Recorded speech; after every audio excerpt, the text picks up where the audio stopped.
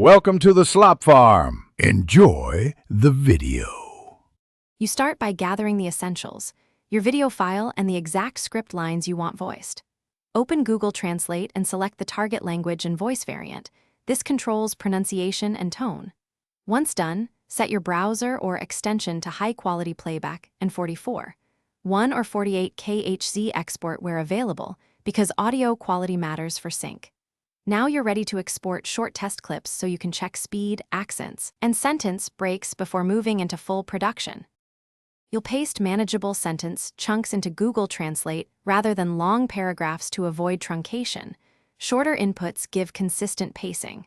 Then capture the output using a system audio recorder or a browser extension that records desktop audio, choosing WAV for best fidelity. While recording, monitor levels to prevent clipping. A steady -6 dB peak is ideal. Once recorded, trim, silence, and export each take as separate files labeled by scene or timestamp, so you can match them to the video timeline efficiently. You now import the voice files into your video editor and align each clip to the speaker's mouth movements or subtitle cues. Nudge clips frame by frame for precise lip sync.